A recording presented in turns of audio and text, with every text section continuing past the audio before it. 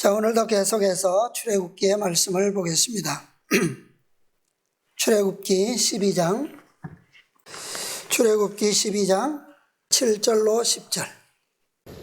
그 피로 양을 먹을 집 문 좌우 설주와 인방에 바르고 그 밤에 그 고기를 불에 구워 무교병과 쓴 나물과 아울러 먹되 난로나 물에 삶아서나 먹지 말고 그 머리와 정강이와 내장을 다 불에 구워 먹고 아침까지 남겨두지 말며 아침까지 남은 것은 곧 소화하라. 오늘은 7절에 대한 말씀을 오늘 다시 한번 또 다른 복음의 차원에서 생각해 보겠습니다. 그 피로 양을 먹을 집 문 좌우 설주와 인방에 바르고. 양의 피는 하나의 표죠. 표인데 무엇을 상징합니까? 양의 피. 이것은 성경의 복음의 아주 근본적인 기초죠. 그런데 어떤 의미로 하나님께서 이 유월절 의식을 정할 때에 가장 중요한 행위로서 양을 잡게 하시고 그 양의 피를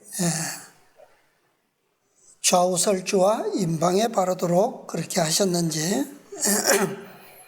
우리는 이것에 대해서 모든 상징과 표상에 대해서 자세히 우리가 이해하고 믿음으로 받아들여야 합니다. 자, 먼저 시대의 소망에 있는 말씀으로 우리가 이 말씀을 좀 생각해 보겠습니다. 시대의 소망 51페이지입니다. 51쪽. 초태생을 주께 바치는 일은 아주 옛날부터 시작되었다. 하나님께서는 죄인을 구원하시기 위하여 하늘의 장자를 주시기로 약속하셨다. 이 선물은 각 가정에서 장자를 봉헌하는 것을 통하여 인정되어야 했다. 사람들 가운데 거하실 그리스도를 표상하는 자로서 그는 제사장직에 바쳐져야 했다. 이스라엘 백성을 애굽에서 구원하여 내실 때에 처음 난 것을 바치라는 명령이 다시 주어졌다. 이스라엘 자손들이 애굽 사람들의 종노릇하고 있을 때에 주께서는 모세에게 애굽 왕 바로에게 가서 여호와의 말씀에 이스라엘은 내 아들 내 장자라 내가 네게 이르기를 내 아들을 놓아서 나를 섬기게 하라 하여도 네가 놓기를 거절하니 내가 네 아들 네 장자를 죽이리라 하셨다고 말하도록 지시하셨다. 모세는 이 기별을 전하였으나 거만한 애굽 왕은 듣고 여호와가 누구간데 내가 그 말을 듣고 이스라엘을 보내겠느냐? 나는 여호와를 알지 못하니 이스라엘도 보내지 아니하리라 하고 대답하였다. 주께서는 당신의 백성을 위하여 기사와 이적을 행하시고 바로 왕에게 무서운 재앙들을 보내셨다. 마침내 멸망시키는 천사에게 애굽 사람들의 장자와 짐승의 처음 난 것을 죽이라는 명령이 주어졌다. 이스라엘 사람들은 죽임을 면하기 위하여 그들의 문설주에 죽임을 당한 어린 양의 피를 바르라는 지시를 받았다. 천사가 살육하는 사명을 가지고 왔을 때에 이스라엘 백성의 가정은 그냥 넘어가도록 하기 위하여 집집마다 이렇게 표를 해 놓아야 하였다. 자, 이것은 이 말씀을 보면 이 유월절 의식은 많은 것을 전체적으로 이렇게 가리키고 있죠. 표상해 주고 있습니다. 이스라엘 백성들이 죽임을 면하기 위해서는 특별히 누구의 죽음입니까? 장자의 죽음. 이 죽임을 면하기 위해서는 어떻게 해야 한다고요? 자신들이 죽인 어린 양, 자신들에 의해서 죽임을 당한 어린 양, 그 어린 양의 피를 어떻게 하라고요? 발라야만 했습니다.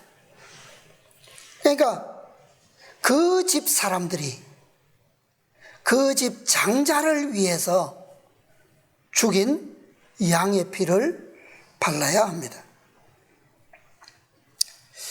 죽음의 천사가 지나갈 때, 애굽 땅을 지나갈 때 그 집을 그냥 지나칠 수 있는, 들어가서 장자를 죽이지 아니하고 그냥 지나칠 수 있는 유일한 표, 그 표식은 그 집 문설주에 발라진 피뿐이에요. 그 집의 장자가 죽임을 당하지 않고 그 집이 온전히 구원될 수 있는 유일한 방법, 그것은 누구의 피라고요? 어린 양의 피인데 그 어린 양은 누구를 가리킨다고요? 하늘의 장자, 그리스도의 피. 그 피로서 표시하는 것밖에 없다라고 하는 것을 말씀합니다. 기도력 하나님의 아들과 딸들 227입니다. 이스라엘 백성들은 죽음의 천사가 땅을 치러 지나갈 때 멸망을 피하기 위하여 죽임을 당한 어린 양의 피로 문설주에 뿌리도록 명령을 받았다. 그러나 만일 이 단순한 믿음의 행동을 하는 대신에 문 앞에 방책을 만들고 멸망시키는 천사를 들어오지 못하게 하려고 했다면 그들의 노력은 헛된 것이 될 것이었다. 문설주의 피가 보여진다면 그것으로 충분하였다. 그 집의 구원은 보증될 것이었다. 피 속에 구원의 능력이 있으며 그것은 모든 죄에서 깨끗하게 하는 예수 그리스도의 보혈이다. 무엇으로 충분하다고요? 문설주의 피가 보여진다면, 그 표가 있다면 그것으로 충분하다. 그런데 그 충분한 보증의 표가 누구의 피라고요? 그리스도의 보혈이다. 그 피 속에 어떤 능력이 있다고요? 구원하는 능력이 있다 그랬어요. 그리스도의 보혈의 공로를 통하여 그대는 모든 영적 원수를 이길 수 있고 품성의 모든 결함을 치료받을 수 있다. 이게 첫째 천사의 기별에 나타난 구원입니다. 어떤 능력이 있다고요? 구원의 능력이 있고 또 어떤 능력이 있다고요? 모든 죄에서 깨끗하게 하는 능력이 있다. 그 다음에요, 모든 영적 원수들을 이길 수 있고 품성의 모든 결함을 치료받을 수 있다. 이 피 속에 빠진 능력이 있습니까? 이루지 못할 그리스도인으로서 구원에 이르는 데 있어서 부족한 것이 있나요? 이 피 속에 없죠, 그죠? 다 있어요. 죄로부터 깨끗하게 하고 죄의 품성의 모든 결함을 완전케 할 수 있고 또 영적으로 공격하는 사탄의 능력을 이길 수 있고. 우리 이거 말고 또 필요한 거 있습니까? 필요한 거 있어요?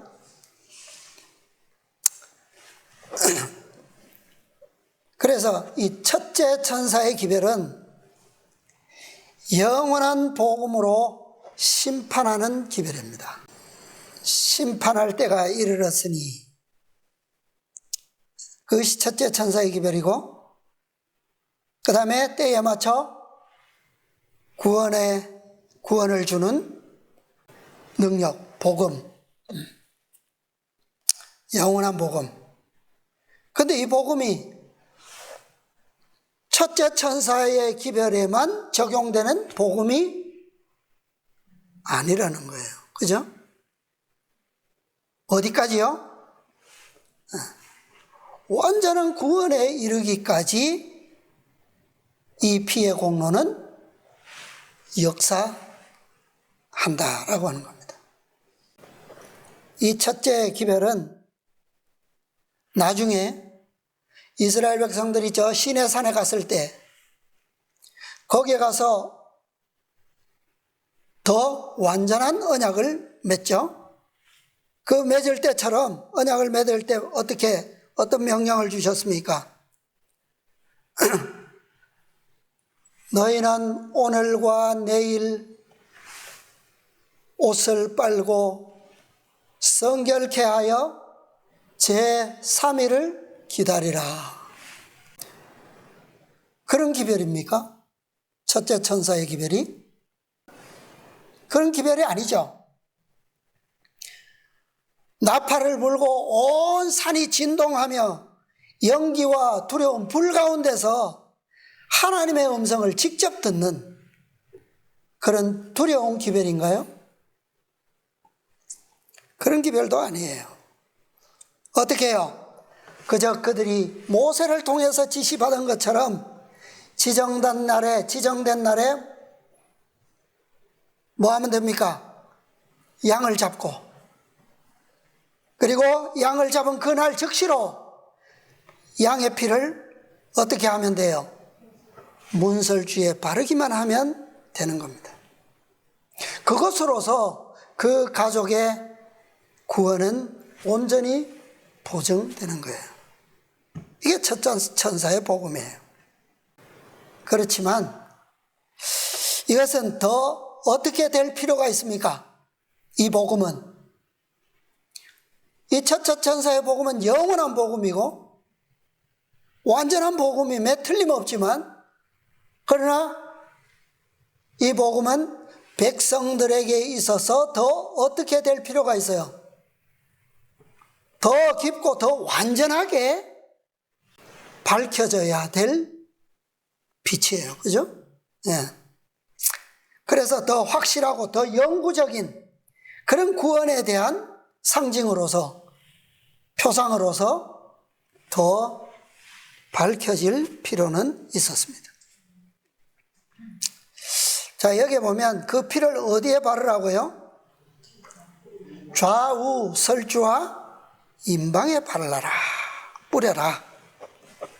자, 이것은 무엇에 대한 상징이고 표입니까? 무엇이 더 확실하고 더 나은 구원일까요? 이 유월절로부터 50일이 지나면 무슨 절기가 있어요? 오순절 절기가 오죠. 이 오순절 절기는 이스라엘 백성들이 어디에서 처음으로 맞았습니까? 어디에서 맞았어요? 시내산에서 맞게 되죠. 시내산에서 이 오순절 언약을 받게 되는데, 바로 이 유월절 언약은 50일 후에 시내산에서 받게 될 그 더 확실한 언약에 대한 믿음과 순종의 표였다. 예. 더 확실한 언약의 기별은 몇째 기별이에요? 시내산에서 받았던 기별. 셋째 기별이죠. 그죠? 셋째 기별. 이 셋째 기별에 대한 상징적 복음, 그것이 바로 첫째 기별입니다. 유월절 언약. 그런데 이것을 좌우설주에 발라라, 뿌려라. 그러면 이것이 셋째 기별에 가서는 무엇으로 나타날까요? 이게 유월절 첫째 기별은 상징적이고 표상적이에요.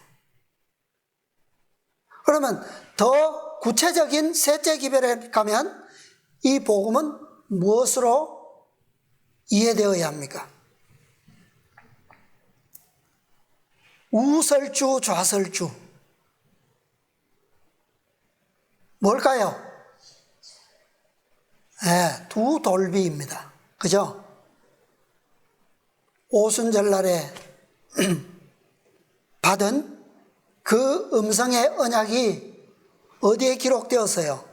하나는, 한 부분은 오른쪽 돌비에 기록되었고 한 부분은 왼쪽 돌비에 기록되었어요. 자, 오른쪽 돌비의 계명은 무엇입니까? 하나님께 대한 계명. 왼쪽 돌비에는요, 이웃에 대한 계명. 자, 그런데 좌우 설주와 또 어디예요? 임방은 뭡니까? 대문의 이마죠. 그죠? 이마. 앞이마. 자, 이것은 무엇을 상징해야 됩니까? 무엇을 표상해요? 임방. 사도 바울은 이 좌우 설주를 우리의 무엇이라고 그랬어요? 신비라 그랬죠. 신비. 마음의 비. 네, 그죠? 인방은 어디예요? 인방. 보이는 이마. 자, 우리가 이 셋째 기별은 어디에 그 표가 친다고 그랬어요? 이마에 쳐진다고 그랬죠? 이마. 네. 살아계신 하나님의 인에 대한 상징입니다. 네. 계시록 7장 2절 3절에는 살아계신 하나님의 인을 가지고 어디에 인친다고요? 하나님의 종들의 이마에 인치기까지 그랬어요. 네. 이것이 바로 인방이 상징하는 장소입니다. 자, 이 기별이 바로 셋째 천사의 기별이죠. 자, 이 인은 누가 칩니까? 이 셋째 천사의 인, 살아계신 하나님의 인은 누가 쳐요? 계시록 7장 2절에 보면 천사가 살아계신 하나님의 인을 가지고 해돋는 데로부터 올라와서 그랬어요. 누가 친다고요? 천사가. 그런데 첫째 천사의 기별에서는 이 인을 상징하는 셋째 천사가 치는 살아계신 하나님의 인을 상징하는 그 표식을 누가 쳤어요? 누가 칩니까? 천사가 쳤어요? 6월절에 임방의 피를 누가 발랐어요? 그 집 사람들이 쳤죠. 천사가 친 게 아니잖아요. 그렇죠? 네. 자, 이건 왜 그렇습니까? 그런데 사람이 그 집 문설주와 임방에 피를 발랐는데 그것을 누구를 위해서 친 거예요? 누구를 위해서? 죽음의 천사를 위해서 친 거잖아요. 물론 구원은 그 집 사람들의 구원을 위한 것이지만 그 집 사람들이 구원을 받기 위해서는 누가 그 표를 봐야 돼요? 죽음의 천사가 그 표를 봐야만 하는 거죠. 그죠? 네. 그러니까 이것은 우리가 죽임을 당하신 하나님의 장자 그리스도를 믿음으로 우리 집 설주와 임방에 양의 피를 침으로 하나님의 심판하시는 천사에 의해 멸망되지 않고 구원받았다면, 그죠? 그렇게 된 거잖아요. 구원받았다면 이제 다음에 오는 셋째 천사는, 셋째 기별은 어떻게 해요? 그 첫째 기별을 통해서 받은 그 피로 자신을 성결케 하고 옷을 빨고 희게 된 자들에게 누가요? 반대로 우리 자신이 아닌 누가? 하나님의 천사가 무엇을? 살아계신 하나님의 인을 어디에? 우리의 임방, 마음의 임방, 그죠? 이마에 인을 침으로 우리의 구원은 어떻게 되는 거예요? 처음 유월절 기별을 통해서 구원을 보증받았던 것보다 어떻게 되는 거예요? 더 확실해지고 더 어떻게 돼요? 더 완전한 구원을 이루게 되는 거죠. 그죠? 첫째 기별은 이 셋째 구원에 대한 무엇입니까? 상징이고 표상이고 보증이었어요. 그런데 셋째 기별의 이는 뭡니까? 실제적이고 더 확실하고 더 완전한 구원이다라고 하는 거예요. 빛은 그렇게 밝아지고 기별은 더 그렇게 구체적이 된다는 것을 보여주고 있죠. 그러니까 첫 번째 표는 우리 자신이 인쳤어요. 그죠? 우리 자신이 인을 쳤고, 세 번째 표는 하나님의 천사가 인을 쳤지만 둘 다 그 표를 누가 읽을 수 있어야 된다는 거예요. 천사가 읽을 수 있는 표여야만 한다는 겁니다.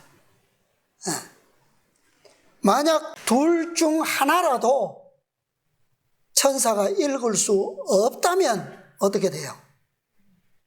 없다면, 만약에 첫째 표를 천사가 읽을 수 없다거나 셋째 표를 천사가 읽을 수 없다면 어떻게 돼요? 멸망이에요.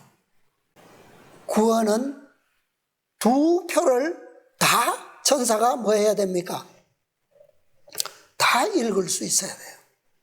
하나는 내가 쳤고 하나는 천사가 쳤지만 둘 다 죽음을 가져오는 멸망의 천사가 다 뭐 할 수 있어야 한다? 볼 수 있어야 한다. 읽을 수 있어야 한다.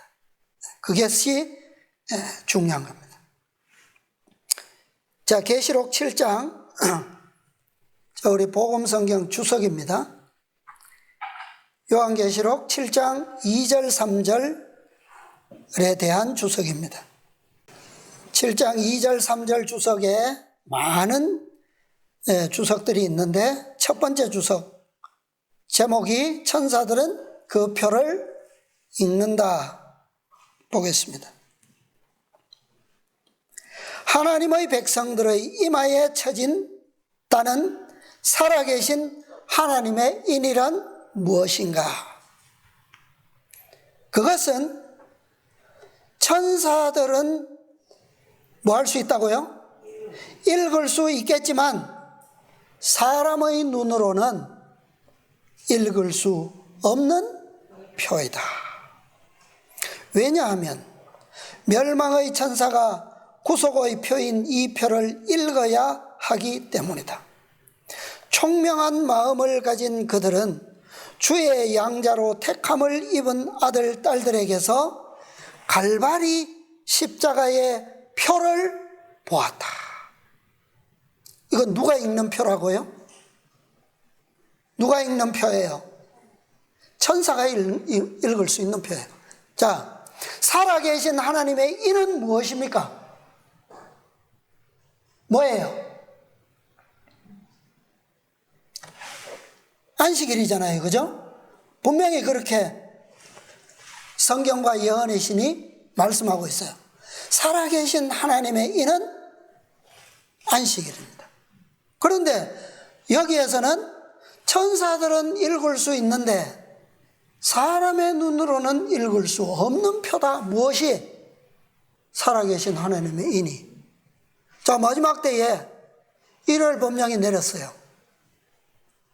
안식일을 지키는 성도들이 세상에 드러날 겁니다. 사람들이 그들을 모를까요? 모릅니까? 안식일을 지키는, 저 사람들 안식일을, 제7일 안식일을 지키는 사람들이야. 몰라요, 알아요? 알잖아요. 그런데 왜 여기는 천사들만 읽을 수 있고 사람의 눈으로는 읽을 수 없다라고 하고 있어요. 그러면서 총명한 마음을 가진 그들은, 천사들은 어떤 표를 보았다고요? 그들에게서 갈바리 십자가의 표를 보았다. 이 표는 몇째 기별에서 나옵니까? 예? 몇째 기별에서 나왔어요? 갈바리 십자가의 표. 셋째입니까? 첫째에서 이미 나왔잖아요. 그죠? 첫째에서. 예수 그리스도의 보혈. 그 보혈이 어디에서 흘려졌어요? 십자가에서. 그런데 그 보혈을 이스라엘 백성들은 이미 어디에서 흘렸습니까? 자기 집 안에서. 그죠? 흘렸잖아요. 그리고 그것을 바른 겁니다. 그러면 살아계신 하나님의 인과 갈바리 십자가의 표, 이 기별은 어떤 기별이에요? 같은 기별입니까? 다른 기별입니까? 같은 기별 안에 있죠. 그죠? 포함되어 있다는 거예요. 하나님의 율법을 범한 죄는 사라지고 그들은 혼인 예복을 입고 있으며 하나님의 모든 계명을 신실히 순종한다. 분명히 살아계신 하나님의 인은 계명과 관련되어 있고 율법 안에 있고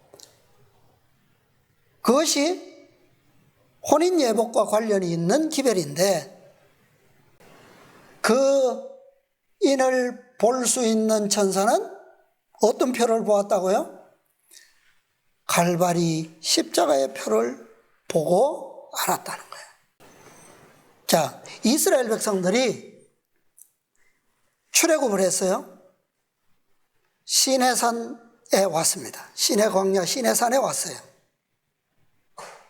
이때는 이제 그들이 발랐던 유월절에 발랐던 문설주와 임방에 발랐던 양의 피가 보입니까? 보이지 않습니까?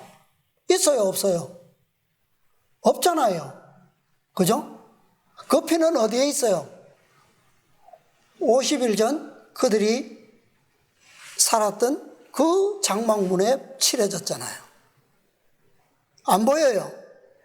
그러나 그 표를 지금 이 시내산에서도 누구는 볼 수 있다고요? 하나님의 천사들은 볼 수 있다는 얘기입니다. 그렇죠? 네. 그들이 시내산에 있다라고 하는 사실은 셋째 천사가 그들에게서 갈바리 십자가의 표를 보았다라고 하는 사실이고, 그 사실은 첫째 기별이 준 구원의 보증이 지금 그들 중에 있다는 것을 천사가 보았다는 거죠. 네. 그죠? 자, 두 번째 주석 보겠습니다. 두 번째 주석은 하나님이 지정하신 표. 이스라엘 백성들은 그들이 하나님의 소유라는 것을 나타내기 위하여 문에다 피를 가지고 표시를 하였다. 그와 같이 이 시대의 하나님의 자녀들도 하나님이 지정하신 표를 갖게 될 것이다. 그 지정하신 표가 뭘까요? 이스라엘 백성들은 그 지정하신 표가 뭐였다고요? 어디에 발랐다고요? 문에다가 발랐어요, 분명히. 그런데 이 시대의 자녀들도 그와 같은 표시를 하나님께서 지정하신 표를 가지게 될 것인데, 그 표가 무슨 표냐? 그들은 하나님의 거룩하신 율법과 조화되는 입장을 취할 것이다. 율법은 언제 주어지는 겁니까? 언제 주어졌어요? 몇째 기별에서? 전체적 파멸에서 하나님의 백성들을 보존하시기 위하여 히브리인들이 사는 집의 문에다 한 표를 주신 것과 똑같이 모든 하나님의 백성들에게는 사람마다 각각 어떤 표식이 주어질 것이다. 하나님은 선언하시기를 나는 그들을 거룩하게 하는 여호와인 줄을 알게 하려 하여 내가 내 안식일을 주어 그들과 나 사이에 무엇을 삼았다고요? 표징을 삼았었노라고 하셨다. 이스라엘 백성들이 이 안식일 언약, 이 언약을 합법적으로 언제 어디서 맺었습니까? 어디에서요? 시내산에 왔을 때 합법적으로 이 언약을 맺었어요. 그런데 이스라엘 백성들이 이 언약을 합법적으로 맺었음에도 두 돌비의 기록을 통해서 정서로 맺었음에도 불구하고 그들은 이 언약을 성취했습니까? 완전히 성취했나요? 실패했어요. 그죠? 실패했어요. 자, 그래서 이스라엘과 유대인들에게 있어서 그들의 시대는 구약시대잖아요. 구약시대에 그들에게 있어서 가장 큰 절기, 하나님께서 이 구속의 역사의 청사진을 몇 절기로 주셨어요? 구체적으로는 7절기지만 크게는 몇 절기입니까? 3절기로 주셨어요. 그런데 이 구약시대의 절기 중에는 어떤 절기가 핵심적입니까? 가장 큰 절기, 6월절이에요. 6월절. 그래서 하나님께서는 이 절기의 시작과 더불어 이 절기를 주시면서 가면서 계속 백성들에게 이것을 반복해서 가르칩니다. 너희가 약속의 땅 가나안에 들어가면, 하나님께서 허락하신 그 땅에 들어가면 그때부터는 유월절을 어떻게 지키라고요? 첫 유월절은 어떻게 지켰습니까? 어디에서? 애굽 땅에서 지킬 때는 어떻게 지켰어요? 모든 백성들이 어디에서요? 각자의 집에서 지켰어요. 그리고 그 표를 어디에다가요? 각자의 집 문 설주와 임방에 발라서 기념했습니다. 그런데 약속의 땅에 들어가면 유월절을 지키는 그것이 바뀌어요. 어떻게 바뀝니까? 너희가 그 땅에 들어가거든 하나님께서 너희에게 지정하신 한 땅, 그곳에서 너희는 다 어떻게 해요? 그곳에 모여서 함께 한 곳에서 유월절을 기념하라고 명하셨어요. 그곳이 어디입니까? 네? 그것이 바로 언약의 증서가 있는 곳. 그죠? 예루살렘 성전이죠. 그죠? 그런데 그들은 그것을 지켜놓으라고 사실은 1000년 동안 절기를 지켰어요. 그런데 그들은 그 시대의 가장 큰 절기, 유월절 절기를 완성했습니까? 어떻게 됐어요? 유월절조차도 사실은 그들은 실패했어요. 그 증거가 뭐예요? 그 증거가 유월절 절기를 완전히 성취하지 못하고 완전히 실패했음에 대한 증거가 뭐죠? 그 언약의 증서가 있는 성전이 어떻게 됐어요? 2번이나 파멸됐어요. 무너졌어요. 이것은 국가적으로, 민족적으로, 교회적으로 첫째 기별, 유월절도 실패했다는 증거예요. 첫째 기별이 실패한 백성들에게 셋째 기별, 정말 국가적으로 완성되는, 성취되는 셋째 기별이 성취될 수 있을까요? 그건 뭐 볼 것 없이 실패죠. 그죠? 그리스도를 거절한 결과로 그들의 성전은 파괴된 겁니다. 무너진 거예요. 그리고 국가적으로 그 성까지 어떻게 됐어요? 심판을 받은 겁니다. 그것이 곧 그들로 하여금 유월절의 결과로 오는 완성절기가 뭐예요? 오순절이에요. 그죠? 이 절기는 연결되어 있잖아요. 유월절로부터 오순절까지는 연결되어 있어요. 그래서 유월절 절기의 결과는 오순절로 성취되는 겁니다. 완성되는 거예요. 그런데 유대인들은 오순절 절기를 어떻게 했어요? 유월절이 거절되었기 때문에 오순절마저도 그들에게는 성취할 수가 없게 된 거죠. 마지막 때에 절기도 묶여져 있죠? 묶여져 있어요. 자, 속죄일 절기의 결과가 뭡니까? 속죄일 절기의 결과는 초막절이에요. 장막절. 마지막 이 속죄일의 기별을 받은 나팔절과 속죄일의 기별을 받은 교회가 초막절을 성취할 수 있을까요? 없을까요? 예? 있어요? 없어요? 이게 우리가 유대인들의 역사를 보면 알 수가 있죠. 예. 왜요? 처음 절기를 실패하면, 거절하면 마지막 절기는 뭐 결과가 뻔한 거예요. 그런데 유월절 절기는 무엇으로 시작했다고요? 개인적으로, 가족적으로 시작된 절기예요.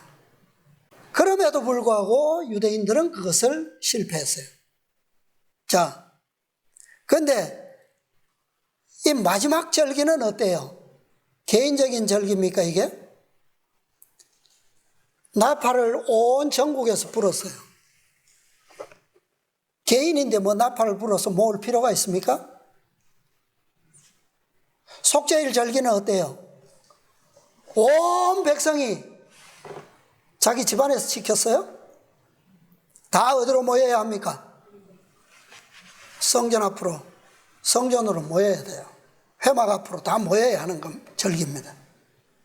그런데 이 기별을 거절한 교회가 단체적으로, 교회적으로, 국가적으로 초막절을 완성할 수 있을까요? 성취할 수 있습니까? 없죠. 네. 그래서 이 신약 시대는 첫 기별, 그리스도의 십자가의 피를 믿음으로 성취한 유대인들로부터 쫓겨난 무리 불과 몇 명이에요? 불과 120명 정도의 그리스도인들로부터 시작해서, 그죠? 조직해서, 그 다음에 국가적으로, 교회적으로 승리할 백성들로 마지막 기별들을, 마지막 절기들을 성취할 수 있게 된 것입니다. 그러니까 유월절과 그 절기들을 오순절로 완성시킨 백성들에게서 마지막 하나님의 인을 가진 멸망하는 천사가 볼 수 있는 그 표가 무슨 표라고요? 유월절 표였다는 거예요. 이해되시죠? 예. 그래서 유월절의 성취를 믿음으로 받아들이고, 그 다음에 그 성취한 오순절에 참여한 백성들, 그들의 표가 마지막 멸망의 천사들에게 발견되는데, 누구에게서 발견된다고요? 14만 4천인들에게서 그 표가 발견된다라고 하는 겁니다. 자, 구별의 표. 자, 다음 주석인데요. 한참 내려가서 계시록 7장 2절 3절 주석 한참 내려가서 9번째 주석입니다. 제목은 구별의 표예요. 구별의 표. 이마에 하나님의 인을 받고자 하는 사람들은 넷째 계명에 있는 안식일을 지켜야 한다. 이것은 그들과 불충성한 사람들을 구별짓는 것이다.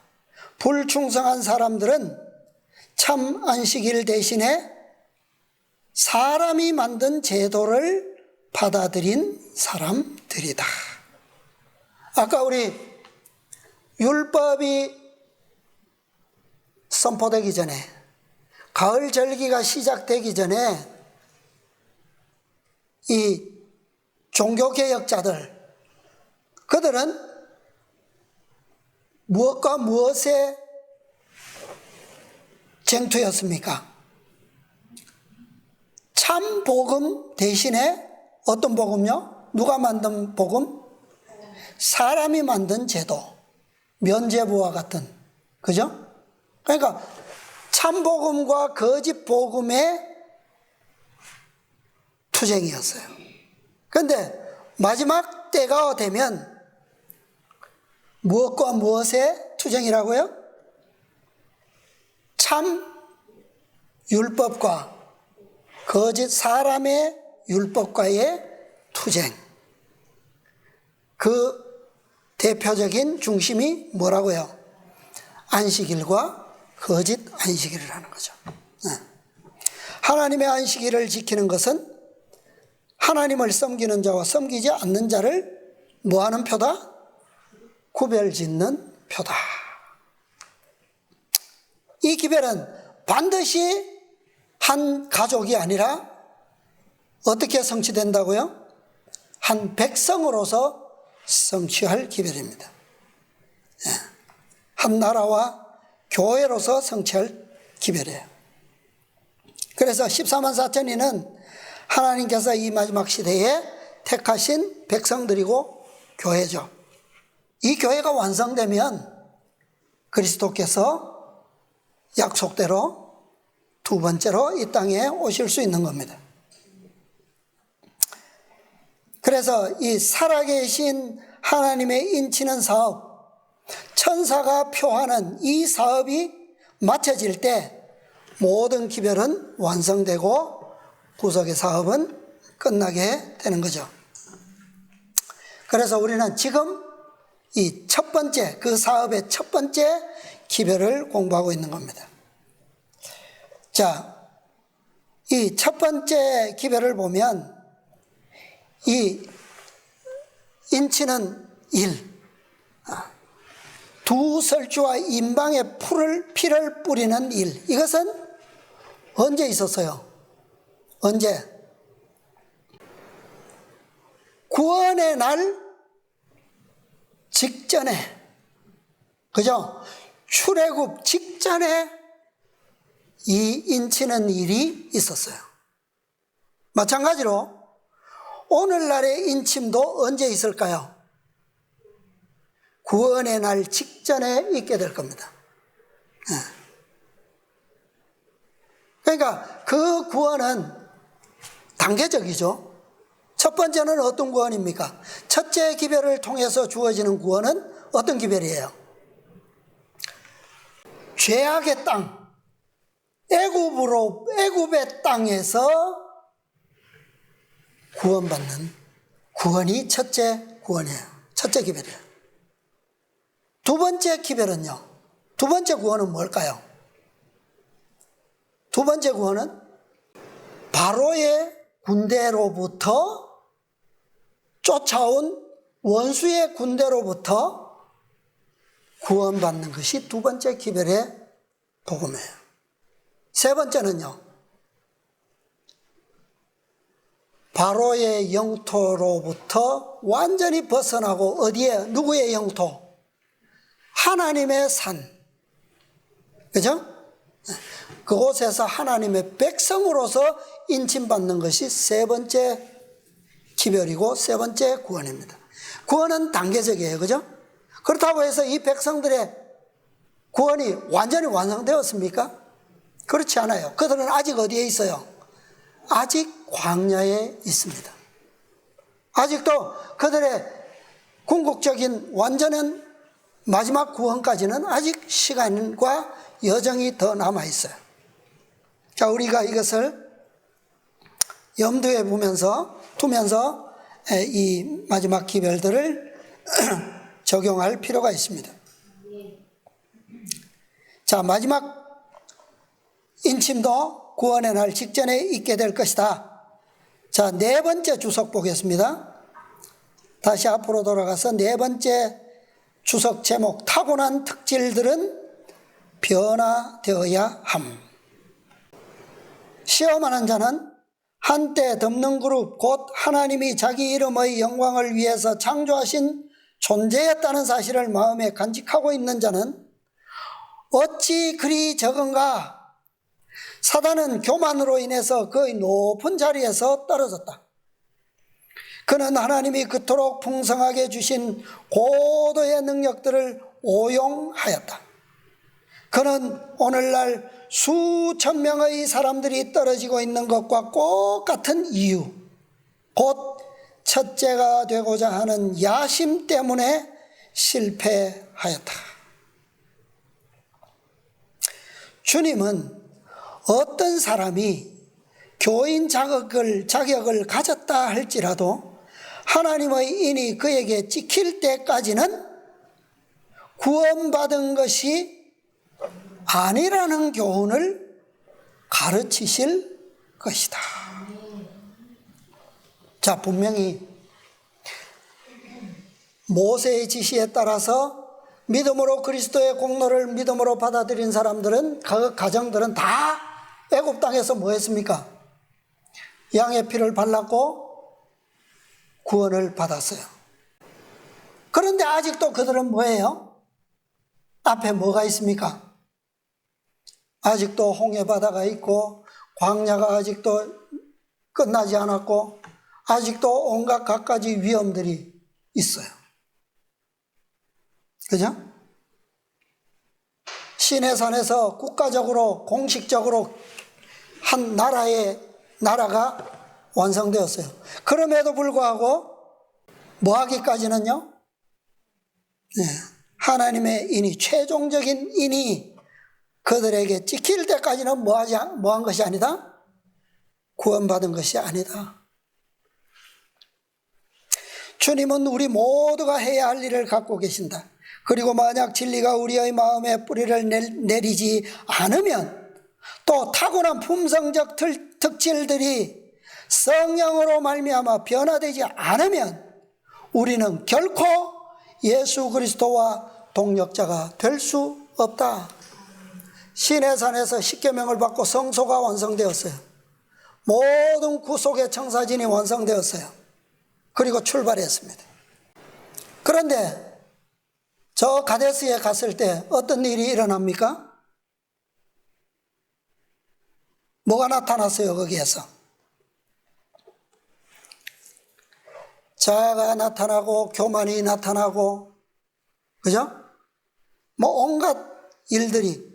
자, 여기에 지금 말씀하고 있는 내용이 그대로 그들의 역사 가운데서 다 증명되었습니까? 나타났어요?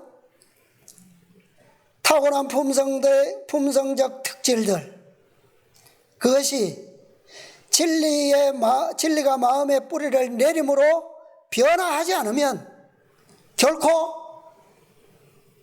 무엇이 될 수 없다? 그리스도와 동력자가 될 수 없다. 누가요? 12명의 정탐꾼 중에 10명이 이것을 증명해 줬어요. 그죠? 변화되지 못했다는 것을, 진리가 그들의 마음에 뿌리를 내리지 못했다는 것을 증명한 사람들이 10명이나 됐어요. 자아가 끊임없이 표출될 것이요, 그리스도의 품성은 우리의 생애에 나타나지 않을 것이다. 자, 그 다음에 7번째 주석입니다. 그 천사가 내 곁을 그냥 지나갈 것인가? 주를 향하여 이 소망을 가진 자마다 그의 깨끗하심과 같이 자기를 깨끗하게 하느니라.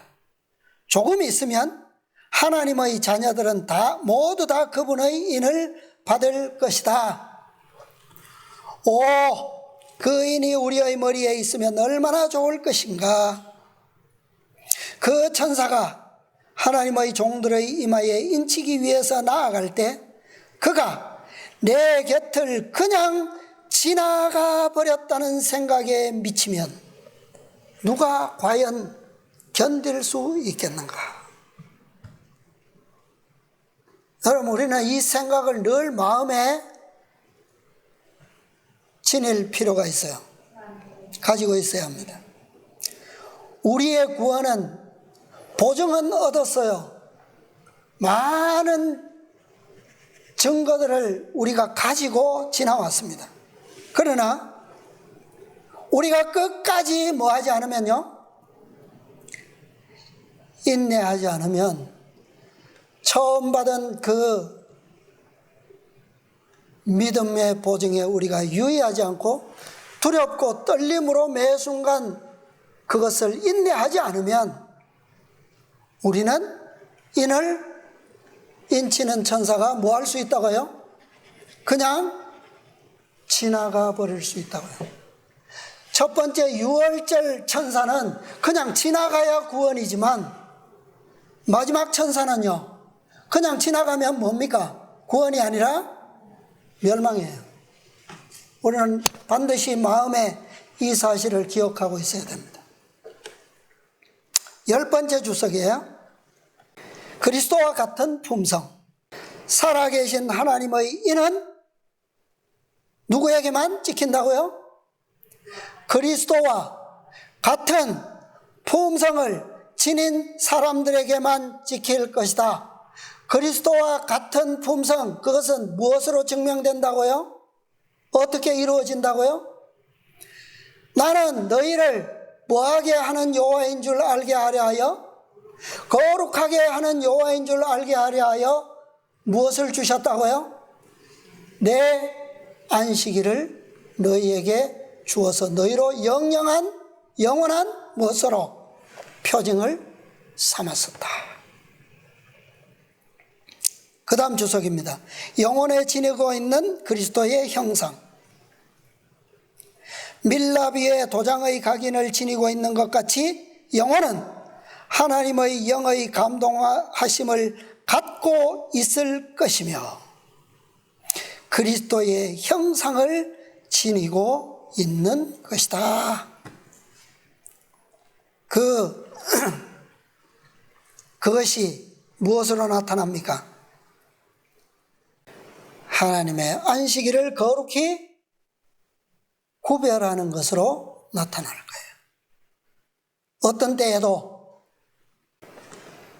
온 세상이 어떤 협박을 할 때에도 출교시키겠다는 협박 속에서도, 그죠? 그 출교의 협박은 단순한 출교가 아니죠. 마지막 출교는 뭡니까? 죽음의 출교입니다. 그런 가운데서도 무엇을 지키는 백성들? 하나님의 계명을 지키며 예수 믿음을 지키는 자들. 그것이 무엇이다? 성도들의 인내다.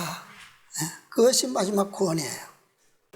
그것은 우리가 첫 번째 지나가면 첫 번째는 끝나고 두 번째가 시작하고 두 번째가 끝나면 셋째가 시작되고 세 번째가 끝나면 마지막, 그런 게 아니죠. 이 기별은 다 어떻게 되는 거라고요? 계속 첨가되어서 더 커지고 더 확장되고 더 구체적이고 아주 넓고 깊게. 그래서 이 5 기별이 함께 완전히 꼬이고 뭉쳐졌을 때, 연합되었을 때 그 줄이 무슨 줄이 된다고요? 최후의 마지막 죽음의 계곡을 건널 수 있는 밧줄이 된다고요. 생명줄인 거예요. 그것이. 우리가 이 복음을 우리의 마음속 깊이 새기시고 뿌리를 내려서 마지막 최후의 기별이 올 때에는 영광스러운 생명의 열매들이 우리 가운데서 풍성히 열려서 그리스도의 동력자로서 주님의 도성에 함께 이룰 수 있도록 우리 모두 함께 그렇게 되시기를 바라면서 말씀을 마치겠습니다.